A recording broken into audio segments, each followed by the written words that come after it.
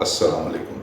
Bike والے پہ خوش آمدید. جس طرح میں پہلے بھی بات کر چکا ہوں، بہت جگہوں پہ کرتا ہوں کہ بہت سارے لوگ آپ کے استاد ہوتے ہیں اور آپ کو سکھاتے ہیں. اس طرح بہت سارے واقعات بھی آپ کے استاد ہوتے ہیں.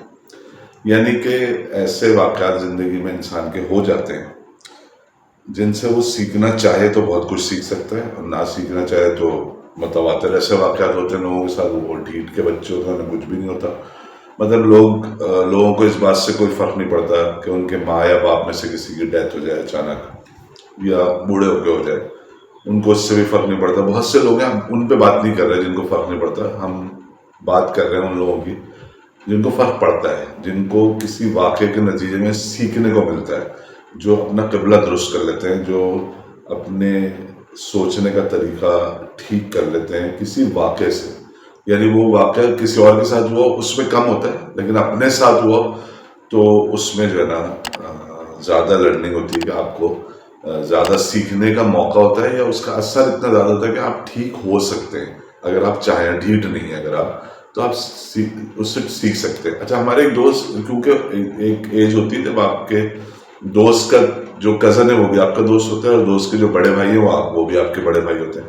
تو ہم اس ایج میں، جب میٹرک میرا خیال ہے بات 1986 کی، تو ہماری جو پکنکس بڑا کراچی میں وہ تھا کہ پکنک، اور پکنک بھی سمندر پہ کریبنگ کے لیے جا رہے ہیں. اس زمانے میں کریبنگ بورڈ پہ نہیں ہوتی تھی، وہاں جا کے بھی کریبنگ ہوتی تھی. اور پیراڈائز پوائنٹ سے اوپر چڑھ کے لیفٹ سائڈ پہ ایک بہت بڑا ایسا انکلائنڈ سا راک تھا جس پہ لاکھوں کیکڑے ہوا کرتے تھے، جن کو پکڑتے بھی تھے ہم جا کے. خیر، پیراڈائز پوائنٹ کیونکہ بہت رش والی جگہ تھی لیکن بہت خوبصورت جگہ تھی، بہت لوگ جاتے تھے، تو زیادہ ہاکس بے اور سینسپٹ. لیکن سینسپٹ پہ کیونکہ سمندر تیز ہوتا تھا، لہریں بہت تیز ہوتی تھیں، تو جو لوگ تھوڑے ڈرپوک تھے ہماری طرح، وہ ہاکس بے کی طرف زیادہ ہوتی. ہاکس بے بہت سیدھا سمندر، دور تک سیدھا سیدھا، تو وہاں جایا کرتے تھے. اچھا، ایک ہمارے محلے میں ایک صاحب تھے، تو وہ کبھی کبھی گفتگو کے دوران کوئی ایسی بات کر دیا کرتے تھے جو بڑے کام کی ہوتی تھی لیکن انتہائی ارریلیونٹ ہوتی تھی. یعنی اس وقت جو بات ہو رہی ہے اس سے اس بات کا کوئی ریلیونس نہیں ہوتا تھا، لیکن وہ بات ہوتی بہت کام کی تھی. اچھا، ہمیں ریلیونس نہیں ہونا اس لیے لگتا تھا کہ ہم چھوٹے تھے، اتنی عقل نہیں تھی، دیکھا نہیں تھا دنیا میں، کوئی تجربہ نہیں تھا. 16 سال کی عمر میں انسان کو بہت زیادہ نہیں پتا ہوتا، لگتا ہے اسے بہت زیادہ پتا ہے لیکن ہوتا نہیں ہے پتا. کیونکہ 15-16 سال کی عمر میں آپ کو لگ رہا تھا آپ سب سے زیادہ عقل مند ہیں، اور آپ کے سارے رشتے دار سب بیوقوف ہیں. آپ کے سب گھر والے، بڑے کزنس، محلے والے سب بیوقوف ہیں، آپ عقل مند ہیں لگ رہا ہوتا ہے لیکن ہوتا نہیں. تو وہ ایک جو محلے میں ہمارے انٹلیکچوئل تھے، انٹلیکچوئل میں اس لیے کہہ رہا ہوں کہ وہ تھے واقعی میں انٹلیکچوئل. تو انہوں نے ایک دن ایسی کچھ بات ہو رہی تھی اور وہ ریلیونس ہمیں سمجھ میں نہیں آیا، تو انہوں نے ایک جملہ بولا. انہوں نے کہا بیٹا، انسان کو نا جو نہ ہونا وہ لگنا نہیں چاہیے. تو میں نے کہا جی انکل، اس کا کیا مطلب ہے؟ کہنے کہ بھائی آپ اگر بدماش نہیں ہیں تو آپ کو بدماش دکھنا بھی نہیں چاہیے. یعنی آپ کے حلیے سے اور آپ کے سٹائل سے اور آپ کے بات کرنے کے سٹائل سے یہ نہیں لگنا چاہیے کہ آپ بدماش ہیں اگر آپ بدماش نہیں ہیں. اگر آپ بدماش ہیں تو آپ لگیں بدماش، اگر آپ پڑھاکو ہیں تو پڑھاکو لگیں، جو ہیں وہ لگیں. مطلب یہ تھا. تو مجھے پھر بھی اتنی زیادہ نہیں سمجھ آئی تھی، بات تھوڑی سی آ گئی تھی. تو پھر انہوں نے کہا لیکن، اور خاص طور پہ آپ کو نا وہ چیز کلیم نہیں کرنی چاہیے کسی دوسرے کے سامنے جو آپ کو نہ جانتا ہو، جس کے آپ ایکسپرٹ نہ ہو. تو اب یہ بھی کافی ثقیل بات تھی. خیر، یہ اس بات کو سمجھنے کا ایک واقعے نے ہمیں سمجھایا. ہوا یہ کہ ہم پکنک پہ ڈفرینٹ جگہوں پہ جاتے تھے، تو فیملی اس طرح پکنک ایسی ہوتی تھی کہ اس زمانے میں فارم ہاؤس والی پکنک کراچی میں اس کا تصور بہت کم تھا، مطلب ہم نے سنی بھی نہیں تھی. تو پکنک کا مطلب ہوتا تھا سمندر، اور گرمیوں میں سمندر، تو سمندر تیز چڑھا ہوا، پھر وہ بلو باٹلز جو جیلی فش ہوتی ہے وہ، اور جو بھی سب لوازمات. تو پکنک ایسی ہوتی تھی کہ ننیال کے ساتھ پکنک، یعنی ماموں، خالوں، خالو، ان کے بچوں اور ان کے ساتھ ایک پکنک ہو گئی. پھر ایک پکنک دنیال کے ساتھ ہو گئی. ایک پکنک کسی دوست کی فیملی جاتی تھی، اس کے ساتھ ٹنگ ہے. تو اس طرح ڈفرینٹ پکنکس ہوتی تھی. اور ہم جو سارے دوست تھے اور گروپس تھا، اس میں ایک ہمارے دوست کے بڑے بھائی، وہ ہمارے بھی بڑے بھائی تھے، ہیں ابھی بھی. تو ہم نے کہا یار ان کو بھی ساتھ لے لیتے ہیں. اور ایک ہم سارے دوست الگ الگ، ایک کالج کے دوستوں کا 3-4 لوگ کلوز دوست ہیں ان کا گروپ ہے، ایک بچپن کے اسکول والے دوست ہیں ان کا گروپ ہے، اور ایک محلے کے دوستوں کا گروپ ہے.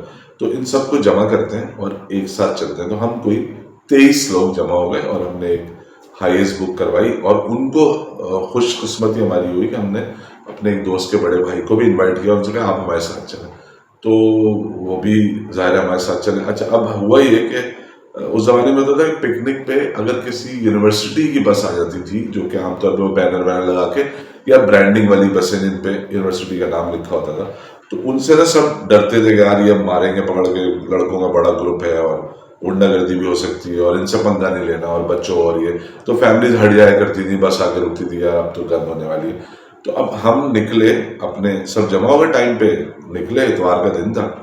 इतवार को बहुत ज़्यादा रश होता था समुद्र में, लेकिन हमने कहा इतवार को मज़ा आएगा, इतवार वरना खाली होता है, मज़ा नहीं आता, लोग होंगे ये वो जो भी। खैर चले, तो एक हमारे दोस्त हैं जिनके वो बड़े भाई थे, वो उनको बहुत जो ना हुड़क हो रही थी कि यार 23 लोग हैं यार, कहीं पे रास्ते में अगर गाड़ी वाड़ी ट्रैफिक का मसला हुआ, यार मज़ा आएगा, फुल फड्डा करेंगे, मारेंगे यार, अब तो हम लोग स्ट्रांग, ज़्यादा लोग हैं और ये हो जाएगा और हो जाएगा। वो किसी तरंग में थे, उन्हें लग रहा था कि ज़्यादा लोगों की वजह से झगड़ा करना आसान होता है, ऐसा लग रहा था उनको।